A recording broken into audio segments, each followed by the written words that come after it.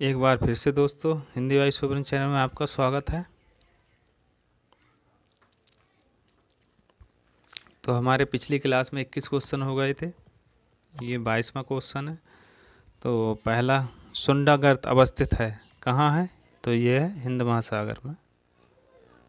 अगला, निम्नलिखित में से किस महासागर में महासागरीय धाराओं का दिशा परिवर्तन वर्ष में 2 बार होता है? तो किसका होता है? तो हिंद महासागर का, ऑप्शन नंबर सी। अगला, बाल्टिक समुद्र को उत्तरी समुद्र से मिलाने वाली नहर है। बाल्टिक समुद्र को उत्तरी समुद्र से मिलाने वाली नहर है, कौन सी नहर है? तो ये है कील नहर, ऑप्शन नंबर ए। अगला, मंगोलन जलडमरू मध्य स्थित है, कहाँ है? प्रशांत एवं दक्षिणी अटलांटिक महासागर के बीच, ऑप्शन नंबर ए। अगला, अंतर्राष्ट्रीय तिथि रेखा होकर गुजरती है, प्रशांत महासागर, ऑप्शन नंबर सी। अगला, निम्न में से कौन सा महासागर उत्तरी अमेरिका को स्पर्श नहीं करता? कौन सा महासागर है जो उत्तरी अमेरिका को स्पर्श नहीं करता? तो यह है हिंद महासागर, ऑप्शन नंबर बी। निम्नलिखित में से कौन सी गर्म धारा है? कौन सी गर्म धारा है? कैलिफोर्निया की धारा है, वेनेजुएला की धारा, या लेब्राडोर की धारा, या ब्राज़ील की धारा? तो यह है ब्राज़ील की धारा। इम्पोर्टेंट क्वेश्चन है दोस्तों। अगला, विश्व का सबसे बड़ा महासागर कौन सा है? तो यह है प्रशांत महासागर, ऑप्शन नंबर ए।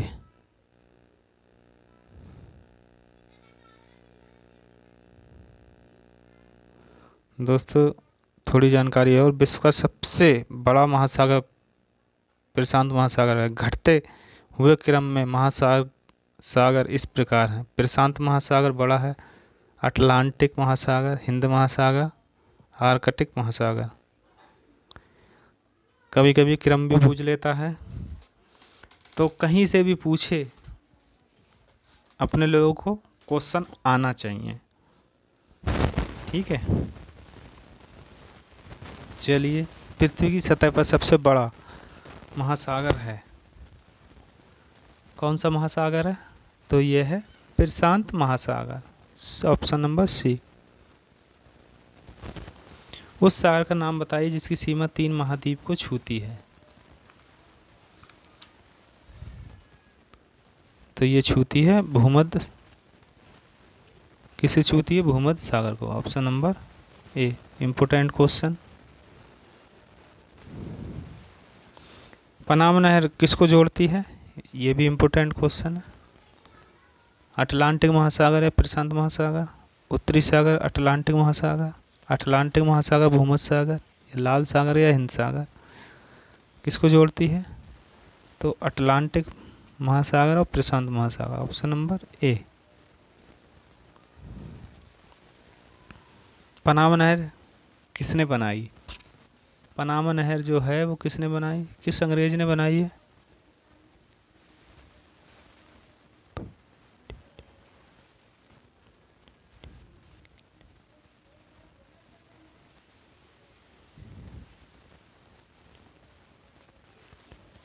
तो सही आंसर होगा option number B, Ferdinand de Lesseps.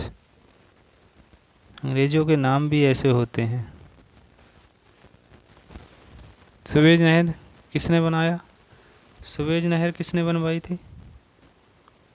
तो ABCD में से कौन सा ऑप्शन होगा? तो ये भी इन्हीं ने बनाई थी, Ferdinand de Lesseps, option number B. अगला, जब समुद्र से ध्रुव की ओर बढ़ते हैं तो लवणता पर क्या प्रभाव पड़ता है? घटता है, बढ़ता है, पहले घटता है फिर बढ़ता है, इनमें से कोई नहीं। वेरी इंपॉर्टेंट क्वेश्चन है। तो घटता है।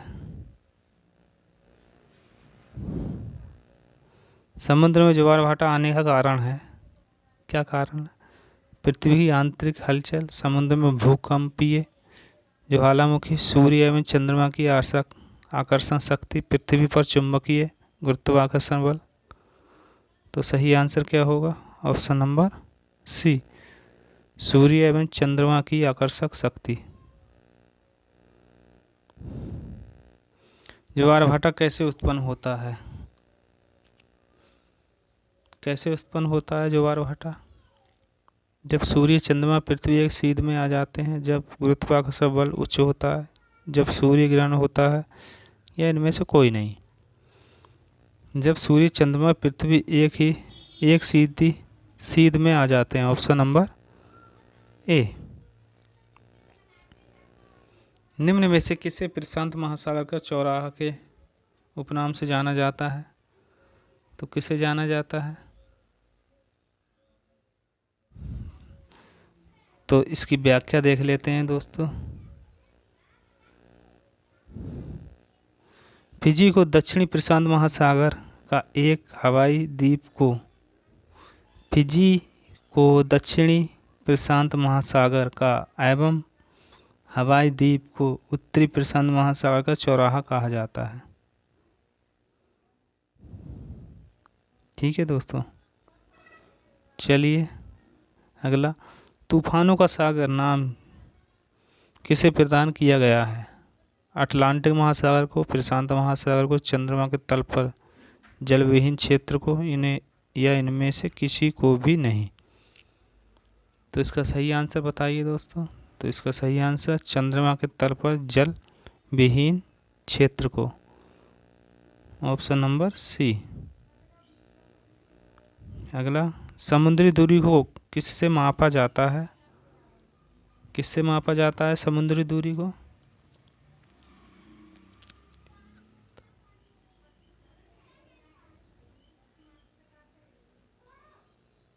तो इसका सही आंसर क्या होगा? समुद्री मील, प्रकाश वर्ष, या पारसेक, या सोना। समुद्री दूरी को किससे मापा जाता है? वेरी इंपॉर्टेंट क्वेश्चन है। तो ये मापा जाता है समुद्री मील, ऑप्शन नंबर ए। दोस्तों आज की क्लास यहीं समाप्त होती है। मिलते हैं फिर अगले टॉपिक में। तब तक के लिए धन्यवाद।